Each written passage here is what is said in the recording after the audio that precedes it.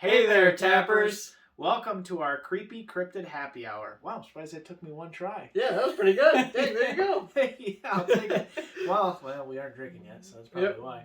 So we figured we'd start off with a little shot of, what is it? It's brandy, right? From, what is it, the Old Home Distillery? Yep, Old Home Distillery, Maple Cask Conundrum? Yes, Maple Cask Conundrum. This looks like that's what it says anyway. Yep. It's an apple brandy. It's a cooperation between a local cidery and actually a local distillery. They're both in our area. So Okay, because I was going to say, I definitely feel like I've heard Crit's Farm. let's get this shindig on the road. All right. Hey, cheers. Cheers. I don't know. So I guess we could talk about these apples here in front of us. So Maybe we could say a few words about them. Yeah. A few words. So hopefully these will be enough apples for the next, I would say, probably 2 or 3 batches is my hope. Probably, maybe 2, depending on how crazy we go with tests and everything. Mm. So I'm hoping this will get us to the end of the year with our batches, if not a little further. Yeah. So as you saw from before, our Sewer Gator bottles, the nice, pretty logos. Yeah, our creative director did really do a good job. And I know we've said that a lot, but we really do appreciate all the work that she did on these. Like, it's really impressive the short amount of time that she managed to put these together. Mm-hmm. And really, these labels do justice to definitely do justice to the cider that's within them. You know, this is a good cider is nothing without a good label. You know what I mean? And everyone that's seen these has said, "Wow, these labels are like really professional." Every single person that I've shown was like, "Holy crap, you guys did a good job." Mm. So, and thank you to her. We won't go on about it too much more, but you know. Yeah, because you've already kind of had us talk quite a bit at you about it. Yeah. No wonder she liked the last video. Yeah. Because all we did was say, "Wow, what a good job you did." Yeah. And then every person, "Wow, these look so great." Yeah. All right, let's crack into this bad boy. Ooh. So we realized from our creative director, actually, that we didn't do a good job showing you guys the color in the last video because we drank it out of the bottles. And you couldn't see our tasters who did have it in glasses for the anonymous testing. But I'm thinking that this will be a good opportunity for you guys to really see the cat. Maybe, I don't know. There's like a if you're seeing a nub in the frame, that would be the cat. Because of course. So honestly, I don't know if it's a light or what, but first of all, you can really see the carbonation bubbles in there, which is good. And second of all, it's got a really nice. It is honestly a peach color. Like if you look at it in this light. Yes, it is a really peachy color. Yeah, it's got a really nice peach shade to it. I like it, and it's not, despite what one of our anonymous tasters said. I think the color on it is very professional and very nice. Oh, yeah. Yes, it's a little cloudy, but I think that's just the name of the game. I think it looks really good. I think it looks good I couldn't too. Be happier. I'm happy with the opaqueness of it. It's not completely blacked out so you can't see through it at all. Yes. But like it's got a nice opaque to it. All right, now to get what the viewers are really here for, tell me about the Sewer Gator. Okay. All right. You know, I was trying to stall for time so I could think of things, but yeah. Well, all right. So we'll start with the first cryptid, which is the Sewer Gator. Mm-hmm. And all of my knowledge and material it's not coming out of my brain, unfortunately, because there's too much other stuff in there. Yeah. It's coming out of this wonderful book here by Fran Capo, New York, Myths and Legends. There's a lot of good stuff in here. Highly recommend it if you guys are into cryptids or New York myths and legends in general. There's a bunch of good stuff in here. Everything from like the Sewer Gator and Champ to the Montauk Project and Leatherman, all just like urban legends and stuff.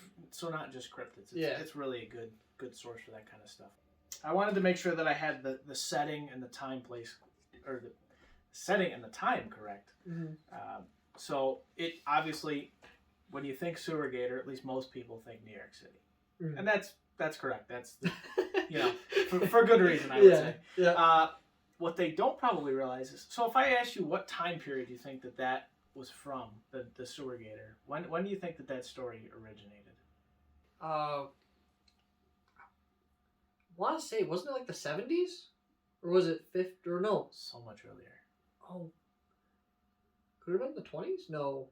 Close, very close. It's 1930s. So 1930s. 1936 is Okay. the specific story that's referenced here.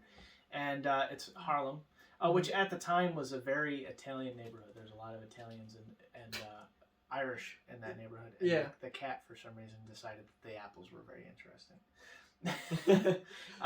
But so, still kind of a poorer neighborhood at the time. Yep. So these Italian kids, and this is winter. This all takes place during the winter of 1936. Okay.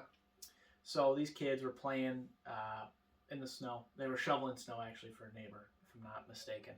And they noticed that there was an open manhole, and they were shoveling the snow into the open manhole because, it's New York City. What else are you going to do with it? What are you going to do, throw it to somebody else's yard? So they're like, yeah, we'll throw it down here. Perfect. So they're throwing it in the manhole, and all of a sudden they hear something down there, and they're like, what's going on down there? And sure enough, they look down there, and in the snow, struggling around, is this big albino alligator. Huh. And they are like, what the hell is that thing? Because they haven't seen an alligator before. They're like, what the hell is that big-ass lizard doing down there? Not like they have the internet either, so they can't just they're like, what the... Like, Google, like, what is this? Yeah, what is this thing? I don't know. I knew alligators were green, but that thing is not green. Yeah, that ain't green. The kids notice that the gator, the snow that they put down in there, is actually kind of trapped the gator. And since it's cold and it's a warm-blooded animal. Yeah. It's a cold-blooded animal. Yeah. It's actually starting to die, and they notice that. So they get the bright idea that they're going to try and pull it out of the sewer. I don't know how I forgot that. But so they manage to get a bunch of materials from the neighborhood or whatever, and they start trying to pull the thing out.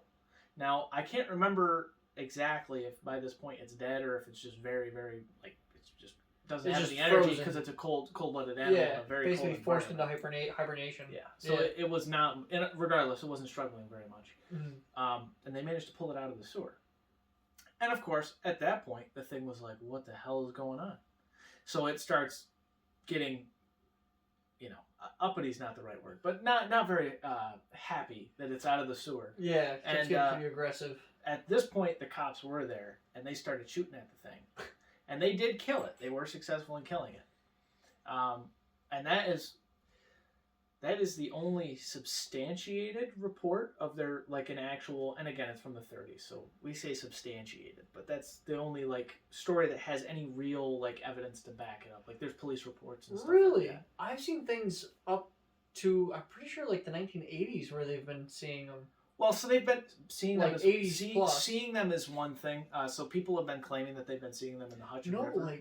Not even just seeing them, an actual police report of this one has been detained, that one has been detained. I haven't seen that, and it doesn't mention that in here. But what I will tell I will tell you that it mentions is actually that at some point, and I think it was after the 1930s, maybe the 1950s, 40s or 50s. The New York City wastewater treatment department or whatever the department is that's in charge of the sewers. Yeah. Actually had a policy of shoot on sight for gators, and it was in their policy. Yeah. And they actually went through a period, and I actually want to look this up because I don't want to get this wrong. 1963 maybe? New York City. Sorry, I was wrong. The department is New York City Bureau of Sewers. Okay. And apparently this story takes place. This is where you're thinking of it. 1980.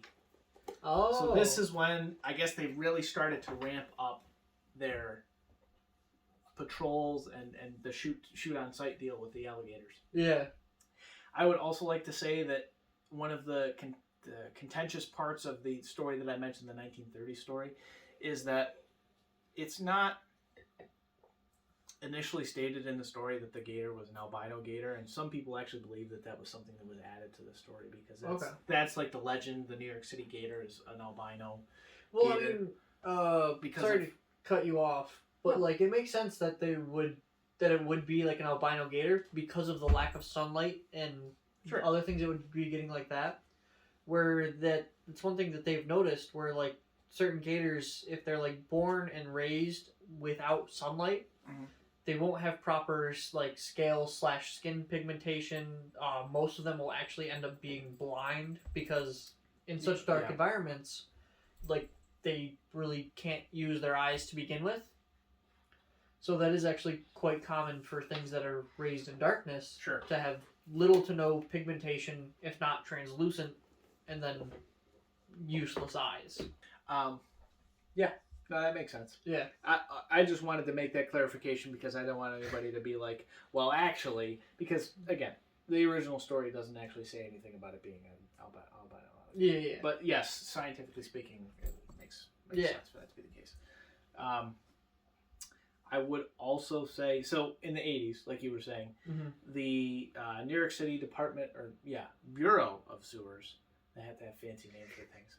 Yeah. They basically had the policy of, and actually it was the head of that was speaking out about this policy. Oh. Stating that, like I said, basically a shoot to kill policy because they had so many in the system. That was the problem, is workers were being attacked while they were working on the sewer system. Okay. Like they would just be going in to do regular maintenance, and all of a sudden, somebody get grabbed and pulled under the water, stuff like that, or just grabbed and pulled into the darkness. Yeah. And I mean, I don't. So officially, as far as I'm aware, at least according to what I read, there's no reports of anybody actually being killed or even injured. But it's one of those things where people think it's been covered up to make people feel more safe. Okay.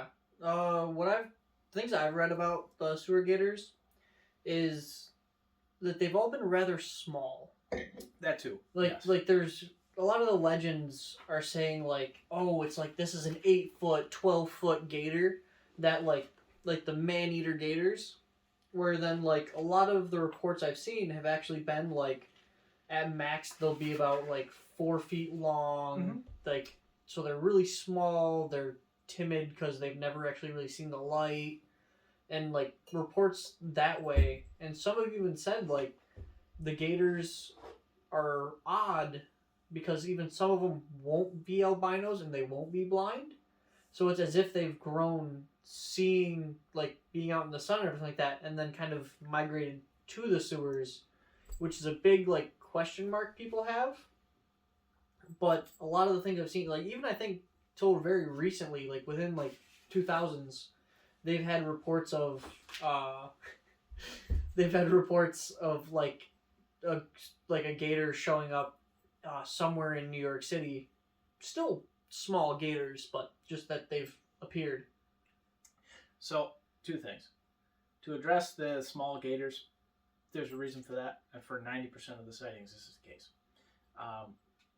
Pets. Exotic pets. They get too big and they flush them down the toilets, which sounds stupid. Or they let them loose in the Hudson River. And that's actually, so a lot of the reports, as I mentioned, people are saying they're seeing alligators swimming in the Hudson River. Now, I think anybody that lives in New York State knows that nothing lives in the Hudson River, so alligators sure as hell don't.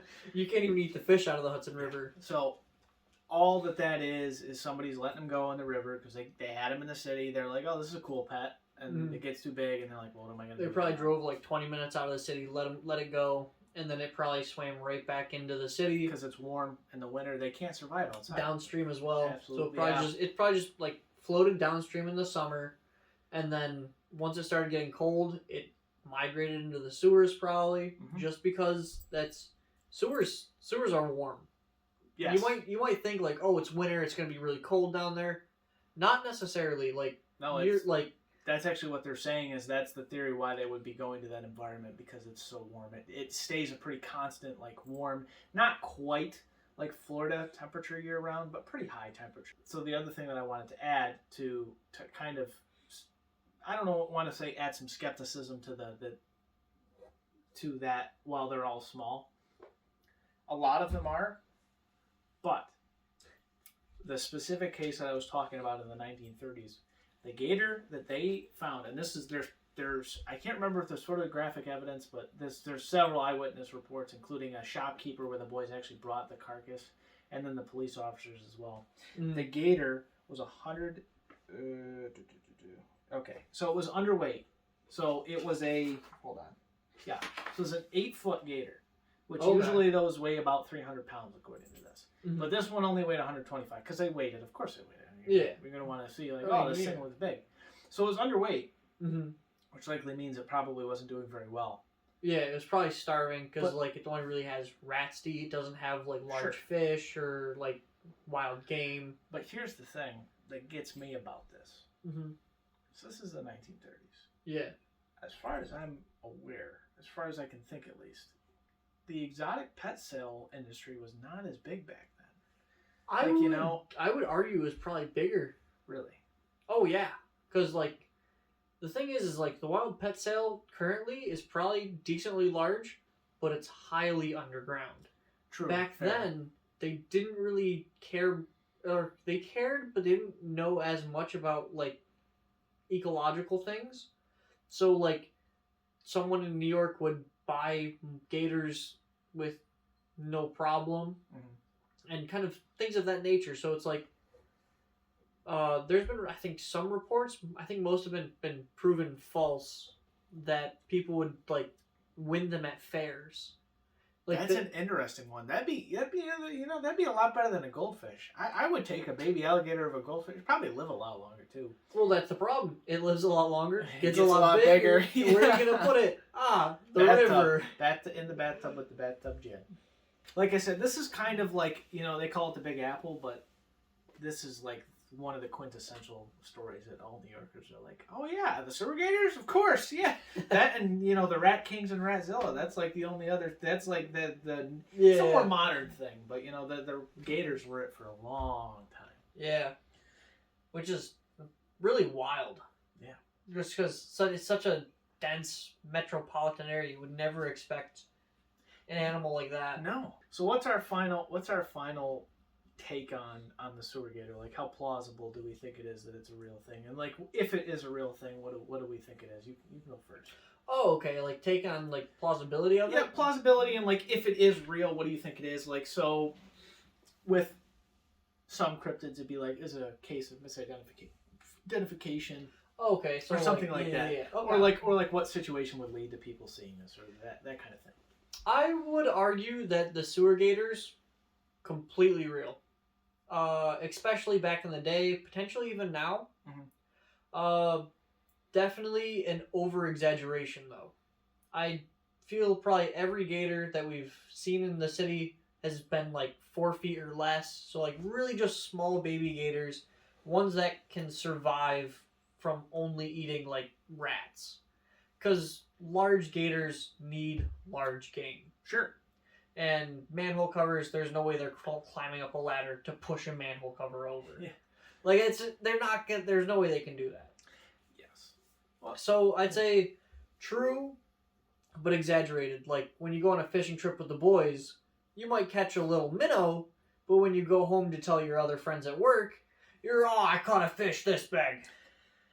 Fisherman's tail syndrome. Yeah, I know what you're talking about. And I would say I agree. I will say that the story from the 1930s is very interesting.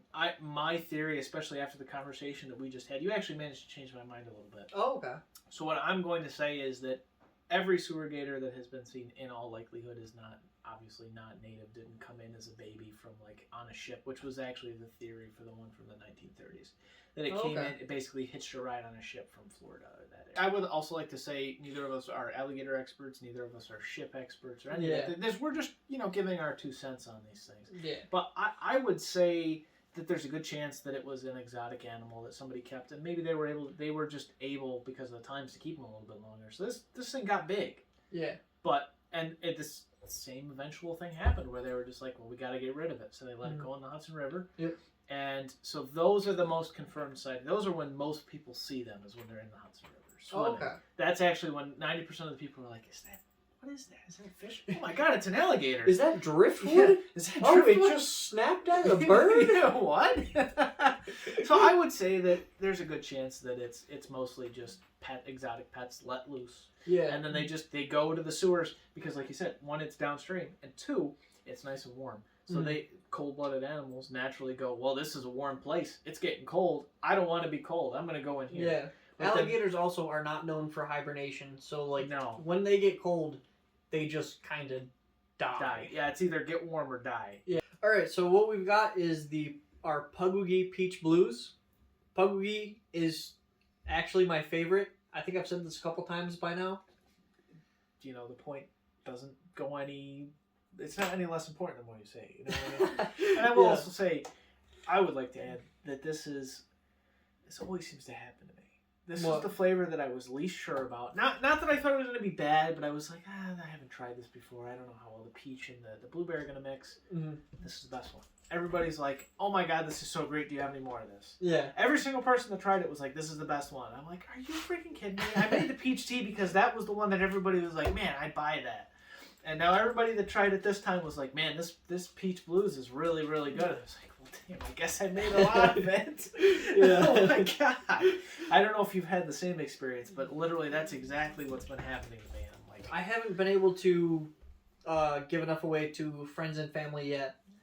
I've been slacking and I've been away for a little bit of time. slacking isn't the right word. You've been busy. That's a little different. It's been a bit of both. Okay. Well, it has. And then never mind. Our cryptid of the day. Well, second cryptid of the day. Don't get ahead of yourself, sir. Oh, I mean, we saved the best for last. We kind of did. Realistically, we kind of did. I like the Pukwudgie as well. I still remember our drive up to Clarkson that one time. Remember that? When we were going for Halloween? Or yes. Oh, that's right. It was. I feel like it was snowing though, but it was for Halloween. You're right. I don't know why I remember it being snowing, but no, it definitely wasn't. It was fall. It was just cold. Yeah. Man, the color on this one is really good. It really is. But yeah, that's actually how I learned that you had the same interest as I did in that sort of information. Yeah, we talked a lot about it. I think at one point after we talked about skinwalkers and wendigos for like a long time, like at least 30 minutes in the car. We then had to pull over and I had to run into the woods to go pee. That's what I remember. Yep. So I'm sitting there, I'm standing in like the woods basically peeing, just scanning like crazy for any movement. So for reference, it's a 3-hour drive, 3-hour car ride. So this was probably at least 2 hours in, I'd say.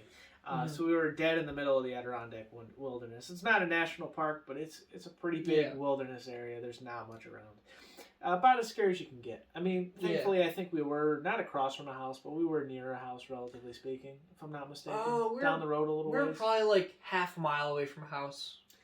Okay, then I remember incorrectly. It's visible, but like we weren't on top of it. All right. Yeah, no. Well, yeah. I'm not going to run into someone's driveway. It'll be a little strange. Yeah. But I'm not going to start peeing on the tree on your front porch. That was right about when I was like, oh man, perfect. We have the same interest in this. Yeah. Good shit. So and naturally when I had the thought of, well, this is what I want to do with the channel and everything. You were the first person I thought of for that because I was like, well, I know he likes cryptids. We had that conversation. Well, I know he likes cryptids and I know he likes booze, so he's the one.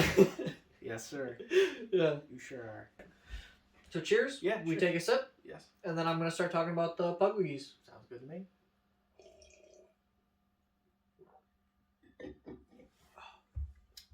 I'm annoyed that that's so tasty. I know, it's distracting.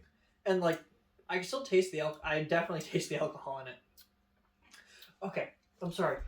We gotta stop talking about our booze. It's hard not to. It's really hard. One's really good. See, it is really good. It was easier with the other one, even though the other one was very good. This one's just so distractingly good. It is.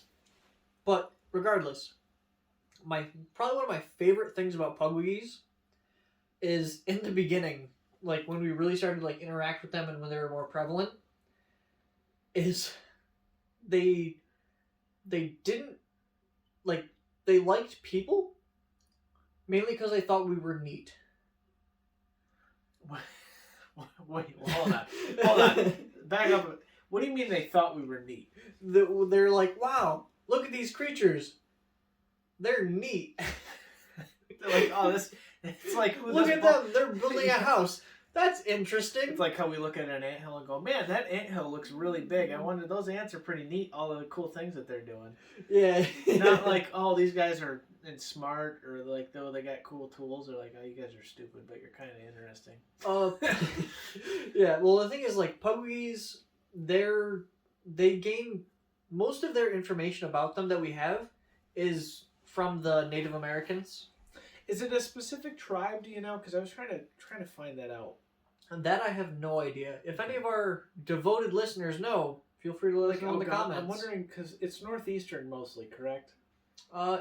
I mean, it's just the northeastern area. So I'm wondering if it's the Algonquins then. Because the Algonquins are pretty well spread out over the northeast. I mean, it probably wasn't the Iroquois, but I'm thinking Algonquins. And again, I could be wrong, but that I couldn't find anything to confirm or deny that. But. Yeah, it could be like that. It's just kind of a legend area thing. So I'm not completely sure on that one, but to continue, Pukwudgies. The best way to describe them from what I've seen is they look like a troll in the front, but in the back is a porcupine. So they look rather odd, and one of the weirdest features that they can also, like, abilities of this cryptid is that they can turn invisible at will. So they can be seen or not seen whenever they feel like it. Which is a really interesting ability for something to have, and also makes it extremely hard to be like, yeah, see, I can prove that they're here. Dang it, Jerry, turn back visible. Also, Pukwudgies are only like a few feet tall, like less than 3 feet tall. So what's interesting, and I don't know if this adds fuel to the fire of them being real or not, but again, many different groups, including the people that moved over here, and a lot of them were the Irish who had these myths and legends from their home area, like the leprechauns and the fae folk and everything. Yeah. And so a lot of these legends are specifically down, and I'm more talking about the little people, the fairy folk from down in the Great Smoky Mountains area, so like the Appalachians. Yeah. Sorry if I sounded like a Fed. Apparently, if you call it the Appalachians, they think you're a Fed. Really? Yeah, I forget what the actual technical pronunciation is, but you'll get yelled at if you tell someone in Tennessee that they're called the Appalachian Mountains. Point being, they brought a lot of those legends to them. Like there's the little people of the Great Smoky Mountains, and that kind of thing. Oh, okay. So I don't know if it makes it more credible. Like all these different groups, even though they don't have the same histories, are still describing really the same thing. Yeah. You know, a little differently. Like the fae folk they aren't described as part porcupine, part goblin, but they're still described as being like little people with weird. The ability to turn invisible is actually one of the more commonalities between them, which is weird. Yeah. So it's a very weird thing to be the exact same. Weird or convenient, depending on how you look at it. Like weird, like, oh man, it's weird that that's the same thing that they all have, but also convenient, like you said. Yeah. It's really hard to prove that it's real or not real because you're like, oh, I turned invisible. Yeah. Not to be the skeptic and bring down the room, but I mean, like, that's if you're gonna make up something and be like, well, it turns invisible. Yeah. It's here, you just can't see it. Did we capture it? Don't know. Well, it's in there somewhere, I think. Yeah. But Pukwudgies, they actually have like quite a high form of intelligence. Not quite as similar as humans, but still rather high. Like they're known to use like rather simple tools, like maybe like a hatchet. Bow and arrows are a really big one. Hence why you can see a lot of the arrows on the label for the Pukwudgies. Pukwudgies will often actually like poison tip their arrows. Really? Okay. Yeah. But back when Pukwudgies and humans would mingle more often, they thought humans were neat, and they loved to play pranks on humans. That's exactly like the fairies. Yeah. That's so weird. Okay. Yeah. So they love to play pranks on humans. Problem with that is, as anyone who's ever seen a human, as I hope you have, I hope so. Humans are squishy. Yeah. On like the grand scheme of like nature's kingdom. Yeah, we're pretty vulnerable. Yeah, we're squishy. Yeah. It's not too easy to take one of us down. So not too easy to take one of us down? It's pretty easy to take one of us down. I was gonna say, I was like, it's very there. Yeah, I've hurt myself walking I was gonna downstairs before. I think I meant to say it's not too hard and it is pretty easy, and I mixed them. But so it's rather easy to accidentally overly hurt a human. So a lot of the Pukwudgie pranks that they do just for fun, because they were rather whimsical creatures, is they'd accidentally hurt humans or kill them, and at first it was just kind of, they were just fascinated with us. They wouldn't mind interacting and things of that nature, to where they started playing these pranks, and the pranks kind of started getting deadly. Eventually what actually started happening is the giants over in like on the coast actually somehow got persuaded by the humans to almost wage war on the Pukwudgies. But regardless, what ended up happening was, apparently the giants, like humans ended up making a deal / convincing the giants to almost wage war against Pukwudgies because of the havoc that they were causing. And what ended up happening is, I think 3 or 4 giants were dispatched to deal with the Pukwudgies in the northeastern area. And I want to say all 4 of them ended up dying, killing a like considerate number, like a large number of the Pukwudgies. And what ended up actually happening was the giants that remained in the northeast that were not dispatched, which I think was like 1 or 2 others, ended up becoming enraged and continued to kill more Pukwudgies. And so what ended up forcing to happen is, having taken down 4 giants and then more, and 2 others which were kind of like higher class giants, still being like, now we're actually angry with you.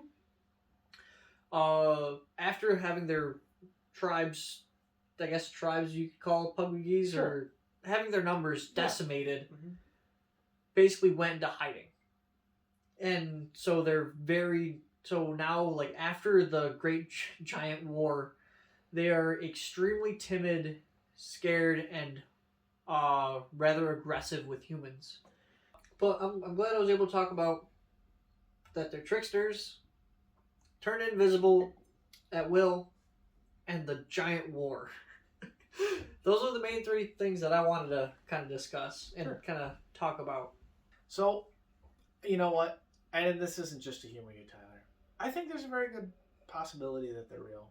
And I do think that a lot of that has to do with there's so many different cultures that describe relatively the same thing. Yeah. Now, I'm not saying that Pukwudgies specifically are real, and I'll explain what I'm talking about. Okay.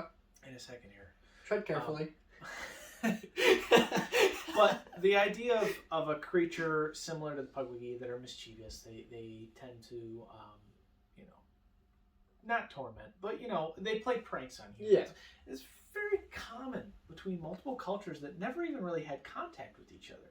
Yeah. Like I mentioned, and it's very similar to the giants. Interestingly, very similar to the giants. Yeah. From Europe to Asia to the Americas, cultures that never really had any contact with each other had the exact same stories about giants, and then also these fae folk. And so my theory, and you can agree with it or disagree with it, is that one of the things. So what you described, the turning invisible, the not getting along with giants, the causing pranks and havoc on humans, due to some, and the giant war would explain that, some reason why they would become angry with humans and go from mischievous to basically avoiding them, or when they do say them, they basically cause havoc intentionally as opposed to just like being mischievous and accidentally causing havoc on occasion. It's exactly describing the fairies. Huh. And so my theory would be that if they do exist, which again I do think is pretty likely, they're actually probably fairies. And one thing that's interesting about fairies is that they're not what you think of when you think fairy. You're probably thinking Tinkerbell or something with wings. Something small that flies around. The fairies or the fae folk traditionally are basically just kind of like littler people. And interestingly enough, they can actually shapeshift to look like whatever they want. Oh. So they could look like, let's say one tribe did decide that they wanted to be goblins with porcupines. They could totally do that. I mean, it's also possible that maybe those are the true. Maybe that's their true shapes. Form. Maybe that's their true form. And so that would be my. Because with the Native American people originally, they didn't fear them or have problems with them, and were actually almost symbiotic in a symbiotic's a tough word to use in that sense. But like they were rather comfortable with humans. Yeah. So it's possible that the Native Americans actually saw the true form of fairies. So for my opinion on whether they're real or not, I want want to say that they are real because I would rather believe in them than to not believe in them because I love them so much. And then also just kind of the way how it just kind of progressed into them no longer liking us. And then also the way and how they were decimated and almost pushed to extinction and kind of had to go off into hiding. First off, to begin, they're smaller creatures that can basically disappear at will.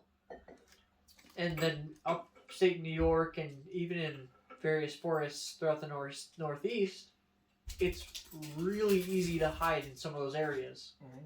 And especially if you're smaller, it'd be and you can turn really invisible. Easy. It's really easy. It'd be really, really easy. Thank you for listening to us ramble about cryptids for the last good chunk of time. And drink. We hope you enjoyed it. Be sure to join us next week while we start the next batch of ciders. Yeah, I'm really excited. An exciting one. I think this is going to be a lot of unique flavors. I'm excited to show you guys. So far, we've had a lot of unique flavors. They've been really, really good. I'm really excited about the batch 2 that we've got coming up. They don't stop coming, and they don't stop coming.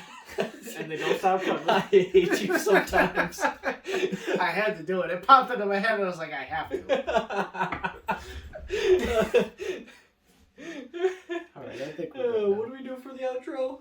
Don't stop coming, and we don't stop Yeah, coming. we don't stop coming, we don't stop coming.